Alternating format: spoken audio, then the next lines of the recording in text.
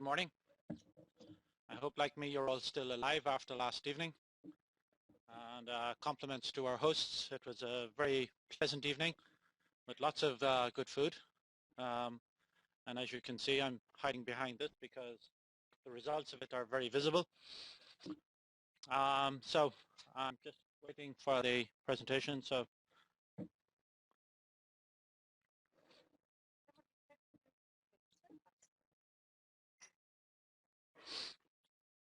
you know, time is relative, isn't it?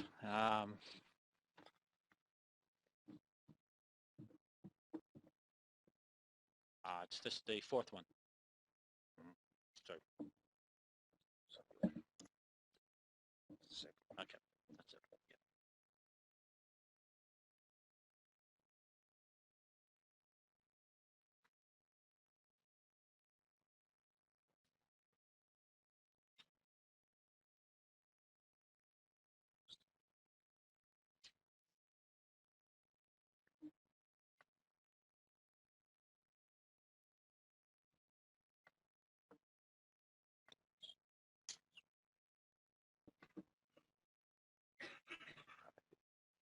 Yeah. Thank you. You will see from the heading, and this is the opening slide, identifying the most important competencies of cultural mediators. And it's the next bit really that is the important point from our perspective. It's the interrelationships between these competencies. Because competencies, they really don't stand alone. There has to be an interrelationship between the competencies of the individuals. Conscious of the very strict chairperson that we have, I better speak quickly.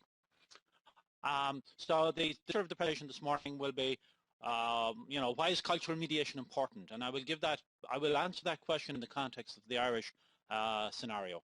And then we will look at the features of a cultural mediator.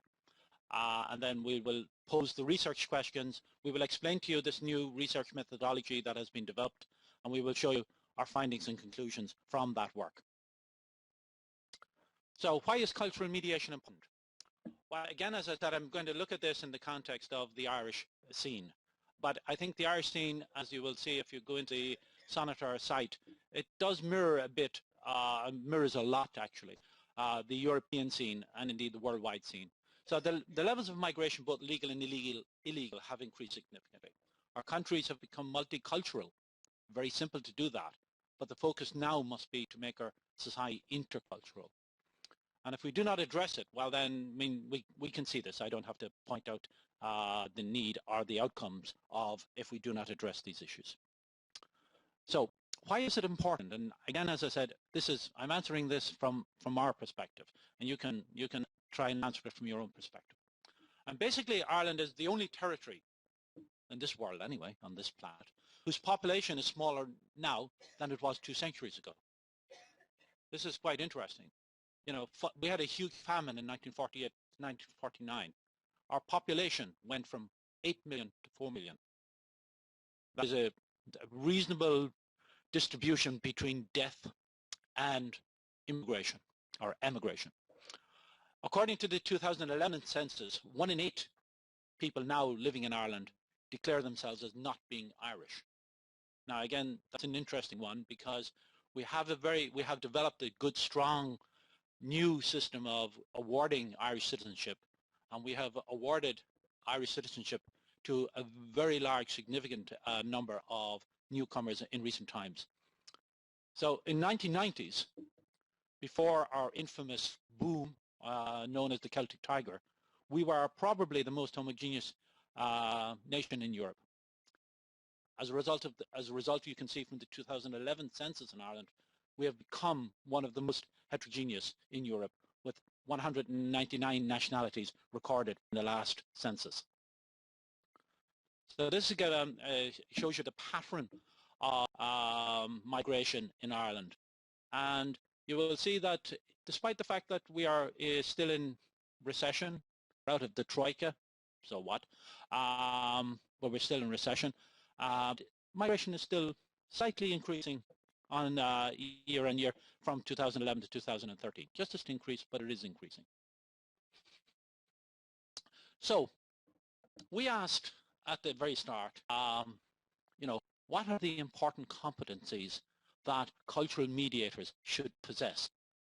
Now, we didn't go to the academics. We went to the people who work as mediators and need mediators. Okay? Now, I know academics would consider these the gifted amateurs, and really they're not. You know, and I'm not being cynical.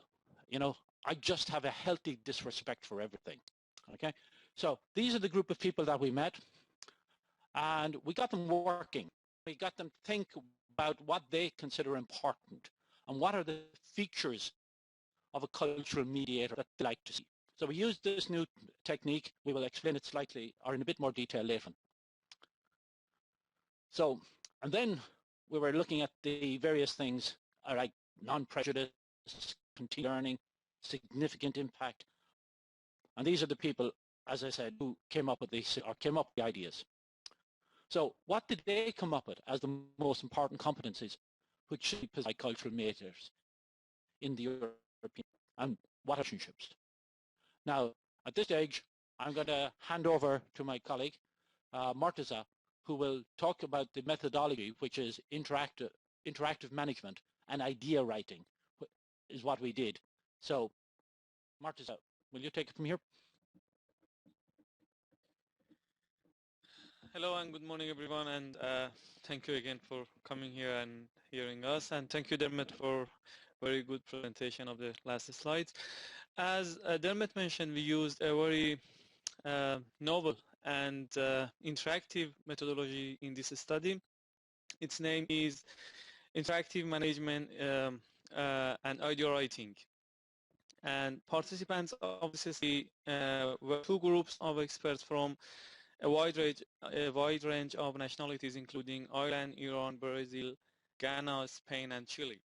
And the reason that we used these kind of methodologies was we tried to find a kind of consensus between our participants, and also we tried to find interrelationships between the components that we were looking to find them. So for these two reasons, we use these two kind of methodologies, which are pretty new, at least to this area of research.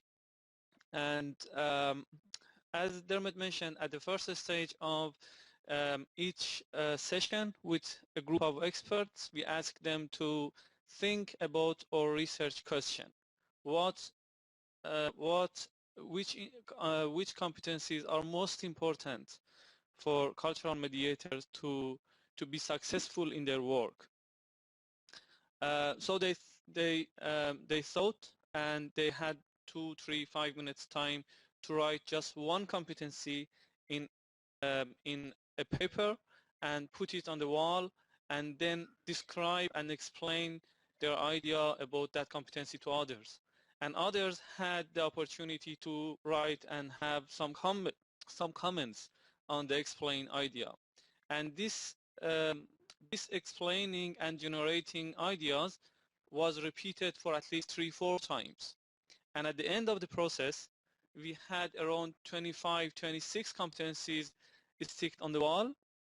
And at the end of the stage 1, they had 5 votes, 5 stickers as 5 votes, and they were able to select 5 of the most important competencies on the wall from the discussions that have been arised in the first section of the meeting. At the second stage, using interpretive structural modeling software, we try to identify the relationship between the selected competencies.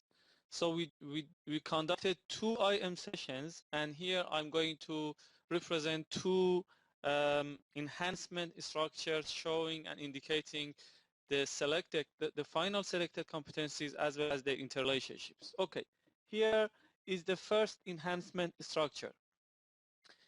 This structure has to be read from left to right. At the left, you can see cultural awareness. It means that cultural awareness is the cause of all of the other selected and identified cultural mediators' competencies. Cultural awareness took 2 votes. empathy took 4 votes, fairness took 3 votes, and so on. But cultural awareness affects empathy, fairness, openness, and helpful behavior. And the 4 competencies who are in a box at the middle of this circle affect information sharing. And those 4 competencies who are in a box, it means that they have a kind of interrelationships amongst each other. So what we can learn from this enhancement structure is twofold. First one is which competencies are most important for cultural mediators to be possessed, and second, the interrelationship between these competencies. So it's very important when you want to speak and when you want to design a training structure for any kind of competency, for any kind of feature, disposition, it's very important to know cause and effect relationship between those components as well. It's not enough to just find them and leave their importance and leave their order and leave their interrelationship with each other. So one of the most important features and outcomes of this study is identifying the interrelationship between the competencies as well. And you can see the interrelationships here. Okay, the second IM session, which was conducted 2 weeks ago in Galway, one of the Irish cities, at the end of the first stage, we identified a set of cultural mediators competencies. You can see these set here. Facilitative, being a totally free of judgment, proactivity, sympathy, tolerance, comprehensibility, and so on. And at the end of this stage, they were supposed to vote and select the most important ones. And it was very interesting that some of these competencies did not get even 1 vote. It means that as the result of those discussions, even the generators of those competencies didn't vote to them. And I want to come back to my first argument that we used IM session to make and increase consensus amongst the participants. And that consensus was created, and we can see it here because most of these competencies didn't get even 1 vote by their generators. So the final list of the selected competencies can be seen in the second enhancement structure. Interestingly, the cultural awareness is same to the first one. It means that there is a consensus between different groups, even different groups, about cultural awareness, and they believe that cultural awareness is not just important, is a cause and is effective to other competencies of cultural mediators as well. So here in the first stage, cultural awareness and active listening have a kind of interrelationships with together. In the second stage, proactivity and understanding differences have a kind of interrelationships. And in the last stage, non-prejudice, tolerance, and continuous learning have a kind of interrelationships between each other. And again, from the left to right, the first set of competencies affect the second set, and the second set affect the last set. Okay, so here we have 2 sets of competencies of cultural mediators. In another tables that due to the lack of the time, we ignored them to present them here, show us the importance of each of these competencies according to an algorithm. In that algorithm, we calculated the number of votes, the number of competencies which are affected by another competencies, and the level of competencies in these enhancement structures, and we calculated the importance of each of these competencies. And these results all will be published in the proceeding of the conference. So I want to make 2 general conclusions further to the findings of this study and indicating which competencies are important and what are the interrelationships between these competencies. We want to draw your attention to 2 key words. The first keyword is context. And the second keyword is interrelationships. We believe that in any of SIM studies, to this study, we need to pay special attention to the context of the study. For example, if we want to speak about cultural mediators competencies, and if we want to try to train cultural mediators competencies, it's not enough to just search in the Google Scholar and find the papers and find, for example, their conclusions, their findings, and rely on them. We need to pay attention to the context of our research, our needs, our society, and then try to find results and findings relevant to our context. For example, the cultural mediators competencies which are important and effective in Europe are different from those cultural mediators competencies which are important and effective in Asia or in America or in other countries and other regions. So the context is very important, and that was the reason that we did this study specifically for Ireland. And the second issue that me and Dermot mentioned it perhaps 3 or 4 times in this presentation is interrelationship. It's very important. It's not enough to just find competencies or components in the response of a research question and leave the interrelationships and don't address them in our research. It's very specifically when you are speaking about the training, about educating, when you want to design a curriculum, when you want to design a training program, it's very important to find and know interrelationships between the components that you want to train them. So that's our second interrelationship, our second general conclusion, and we want to thank you for that.